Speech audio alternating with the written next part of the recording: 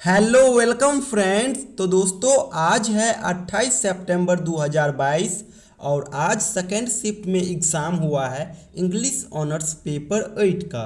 दोस्तों ओवरऑल चारों पेपर का एग्ज़ाम बहुत बढ़िया रहा और आज हम बहुत अच्छा फील कर रहे हैं क्योंकि चारों पेपर के लिए हमने जो जो कंटेंट स्टूडेंट्स के बीच शेयर किया, जो जो टॉपिक्स हमने स्टूडेंट्स को पढ़ाया, सारा का सारा क्वेश्चन उसी टॉपिक से उठ करके आया।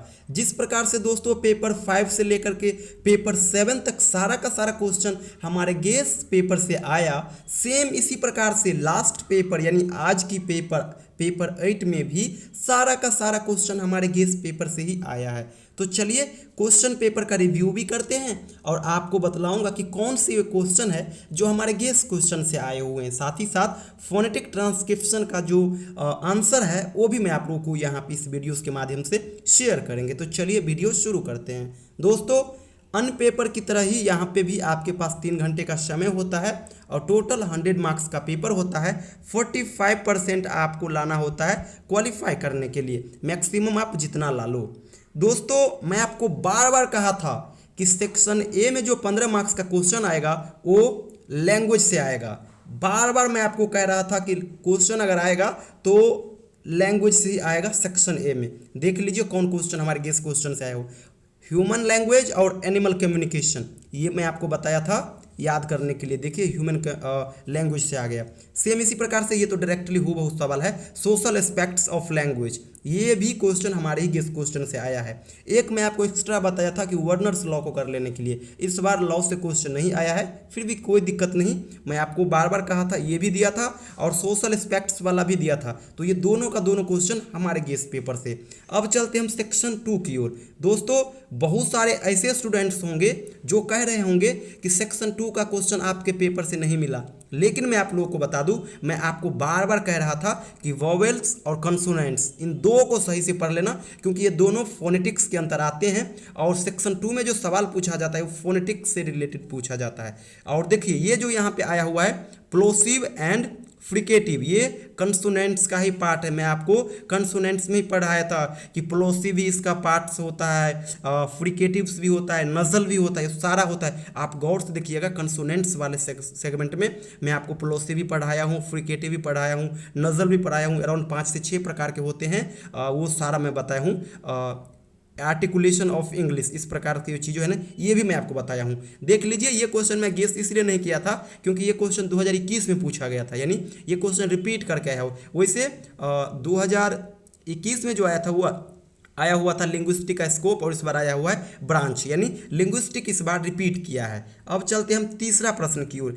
तीसरा प्रश्न में देख लीजिए दोस्तों, ये सवाल हमारे गेस क्वेश्चन से हूबहू आया है और मैं आपको बार बार कह रहा था कि सेक्शन ए के लिए आप वर्ड का फॉर्मेशन, सेंटेंस का जो निर्माण होता है वो इन दोनों चीज़ों को सही से करिएगा। देख लीजिए वर्ड फॉर्मेशन आया हुआ है डायरेक्टली हमारे गेस क्वेश्चन से। अब हम चलते हैं चौथा प्रश्न की ओर। चौथा प्रश्न में मैं दोस्तों आपको बार बार कहा था कि चौथा सेगमेंट में जो सवाल आएगा वो सिमेंटिक्स से आएगा। वैसे मैं आपको प्रैग्मेटिक्स भी गेस करके दिया था।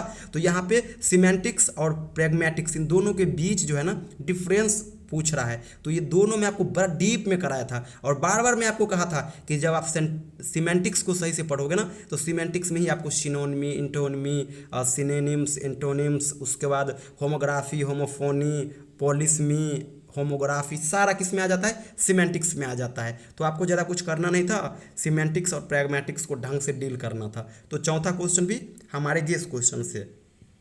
अब चलते हैं पांचवा प्रश्न की ओर। पांचवा प्रश्न में क्या होता है दोस्तों, पहले बता दूं कि 1 से लेकर के 4 तक का जो सवाल था वो चारों 15-15 मार्क्स का था, यानी 15 चौके 60 मार्क्स कवर किया 1 नंबर से 4था नंबर सवाल तक।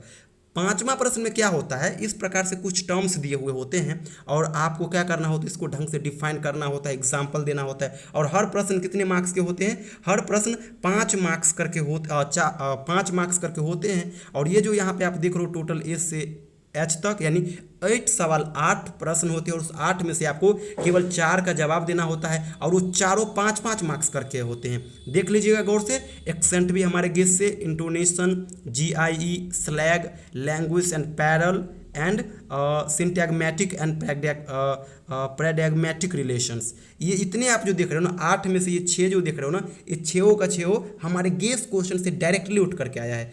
अगर मॉर्फिम की बात करें तो मॉर्फिम भी कोई बड़ी बात नहीं है। दूसरा सेगमेंट के लिए मैं आपको बताया था कि पढ़ाया था कि मॉर्फिम क्या होता है। मॉर्फिम 2 प्रकार के होते हैं, फ्री मॉर्फिम, बॉन्ड मॉर्फिम। तो अगर वो आप पढ़े होंगे तो ये भी कर लेते। आरपी जो है ना, ये रिसिप्ट प्रोनाउंसिएशन हो गया, ये 2021 का क्वेश्चन है, रिपीटेड क्वेश्चन है। लेकिन 8 में से 8 हमको क्या जरूरी है इतना करना, हमें तो केवल 4 का जवाब देना है। तो आप अगर एक्सेंट, इंटोनेशन, GIE और ये कहने का अर्थ, इन 6 में से आपको केवल 4 का जवाब देना था। यानी देख ये लिए ना, 5वां प्रश्न में से 8 में से 6 हमारे गेस क्वेश्चन से, आपको केवल इस सेगमेंट में 4 का जवाब देना होता है। अब चलते हैं हम 5वां प्रश्न, लास्ट क्वेश्चन की। यहाँ पे दोस्तों 15 सवाल दिए हुए थे और उस 15 में से केवल 10 के आंसर आपको देना था, और वो 10 2-2 मार्क्स कर करके। कौन कौन सवाल थे फोनेटिक्स में? तो ये था आपका actor, confirm, dogs, teacher, house, phonology. इसी प्रकार से आगे था आपका education, university, prefer, describe, reply, survive, succeed और माइग्रेंट, चिल्ड्रेन। ये सारा क्वेश्चन था फोनेटिक ट्रांसक्रिप्शन में। देख लीजिएगा, आपको केवल 10 का जवाब देना था। तो शुरू से लेकर के 10 तक का आंसर हम यहाँ पे आप लोगों के बीच शेयर कर रहे हैं, आप लोग स्क्रीनशॉट इसका ले लीजिएगा। ये रहा 10 सवाल, आप लोग देख रहे होंगे, ABCDEFGHIJ, ये 10 क्वेश्चन का ये आंसर रहा फोनेटिक ट्रांसक्रिप्शन का। आप लोग इसको मिला लीजिएगा।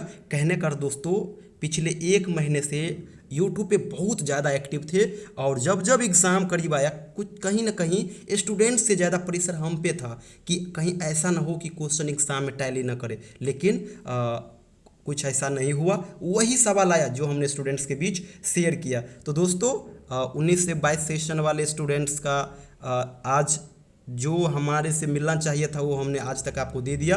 अब रह गया GES का पेपर। तो GES पेपर के लिए आप केवल और केवल प्रीवियस ईयर को कर लेना। 18 से लेकर के 21 तक के प्रीवियस ईयर क्वेश्चन पेपर को कर लीजिएगा, वो काफ़ी होगा। इसके साथ साथ कल जो एग्ज़ाम होगा GES का, उसके पेपर को भी आप लोग एक बार देख लीजिएगा। किसी भी प्रकार का कोई प्रॉब्लम नहीं आएगा। प्रीवियस ईयर के अलावा आपको कुछ नहीं करना होगा। तो यही सारी चीज़ करिएगा। और ऑनर्स पेपर का आपका एग्ज़ाम तो हो गया। बेस्ट ऑफ लक, आप अच्छा से अच्छा मार्क्स लाए, और थैंक यू सो मच।